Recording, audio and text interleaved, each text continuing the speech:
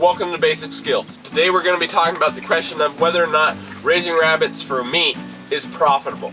And the answer is that it depends. If you're just raising meat rabbits for yourself, for your family to eat, and to maybe make a few bucks, gain a lot of animal experience, rabbits are a great option. Likewise, if you have an agricultural business that you're selling vegetable products or meat products or whatever, and you can add rabbits in as a little bit of a side venture to add a couple dollars, that's also a great option.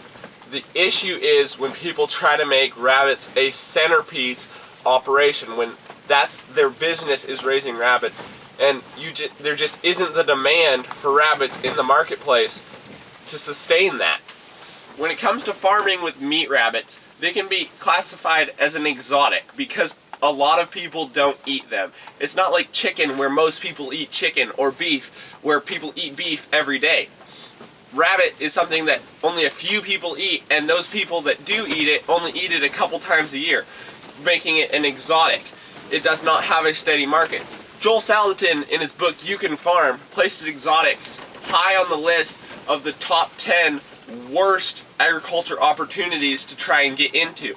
And the reason is that they don't have a steady market. People get into them and then you can't sell it. If you raise 100 rabbits and you only have 6 customers, what do you do with the other 100? Selling rabbits as a small venture, however, fixes that problem, because if you only raise 20 and you only have 6 customers, you only end up with 14 left, and you can deal with 14. You can eat them yourself, you can give them away. It's not a huge deal. If you're just raising them for your family, well, you're probably planning on eating that many anyway. If it's a small venture on the side and you can't sell very many, you can get rid of the rest some way, maybe extra marketing or whatever. But as a main venture, rabbits are just too hard to sell because not enough people eat them often enough to give you a steady market. I've seen this issue over and over again, both with the local places that raise rabbits and with my own business.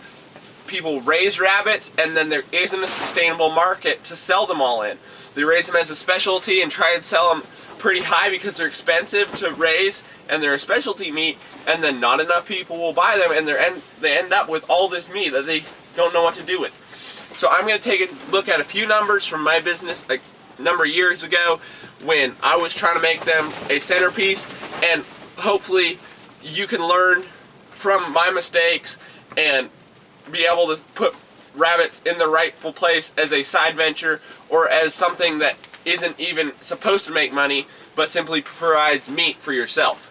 So as you can see from the first spreadsheet here, these are the actual numbers from a couple years ago, and you can see that I basically broke even without counting labor. I made $2.69 before I got paid. So I worked an entire year, didn't get paid, and my business made $2.69. That's not a good thing. The processed rabbits were actually cheaper than the live rabbits because of a lack of market. I could sell the live ones for pets. Once I got them processed, I couldn't sell them to anybody. So I paid for processing and then ended up not being able to sell them at all. At the bottom, you can see that profits fell short of labor costs at 10 minutes of labor per day by $900. And you can also see there the labor costs per rabbit sold were just over $16. Here you can see that with the exact same numbers, to break even, live rabbits should have sold at $29 each rather than $16. Processed rabbits, on the other hand, should have sold at $37, while I was only selling them for an average of $13. Meat would have been $12 a pound for an average of a 3-pound rabbit.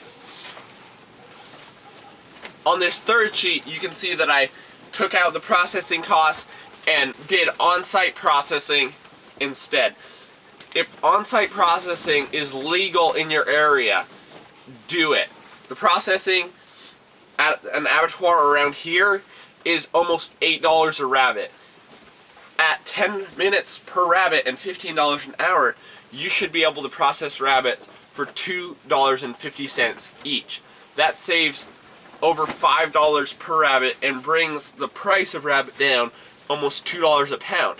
So you can see from those numbers that I needed to sell rabbits for a lot, but I shouldn't have been trying to sell as many. So if I would have cut down and only had a couple does and sold the same processed rabbits, I could have sold them for more to those customers who just wanted the rabbits and didn't really care so much about the price. And then I could have sold pet rabbits for a good price, and that my feed costs would have gone way down, my labor costs would have gone way down, and I would have been actually able to make money off of the rabbits by taking it smaller and only doing a few at a time. Now I'm sure that those numbers could have been better. I wasn't super efficient with everything, but the truth is that life happens. You know, your does won't breed when you need them to. You'll have a cold spell and lose some kits. Feed will go up in price. You know, there are so many variables that whatever happens, you need to be ready for it. And starting small allows you that when something goes wrong, if you only sell 10 rabbits a year and something goes wrong and you only have 8, you only have 8. But if you're trying to sell 100 and something goes wrong, you have way more at risk than if you start small. As you add rabbits to a business, they're not nearly as hard to market. If you're already marketing a ton of beef and you just throw a few rabbits in there, you can throw a couple rabbits in as samples to begin with. Say you're selling to restaurants, you give a couple rabbits to the chef. Then pretty soon they want a few rabbits, and you are able to sell them at the price that you need to make money. And if demand goes up, you get another doe and you raise more rabbits. If it keeps going up, you know, you can just build off of there. But the key is to start small so that you don't have as much risk when the markets don't work. If you're too big, you'll just have blown your investment and now you're stuck. So rabbits can definitely be profitable, but you've got to start small, or you've got to have a great base market on which to run your business. So start your rabbit business, but make sure you do it right and make sure you do it wisely so that it can be profitable for you. Thanks for watching.